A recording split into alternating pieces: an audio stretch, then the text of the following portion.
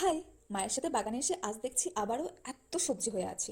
খুবই সিম্পল যত্নের সাহায্যে তোমরাও তোমাদের ছাদ বাগানে ভেন্ডি, কুমড়ো, বেগুন, কলমি শাক, উচ্ছে এত টাইপের সবজি চাষ করতে পারো। আমরা তো দুদিন বাদে বাদেই তুলে নিয়ে রান্না করছি। বেগুন গাছগুলো কি সুন্দর বেড়েছে দেখো, আর প্রত্যেকটা গাছে কত বেগুনও ধরেছে, সাথে দেখো আবার নতুন ফুলও এসছে। আমরা কিন্তু শুধু অর্গানিক সার ইউজ করি আমাদের প্রত্যেকটা সবজি গাছে।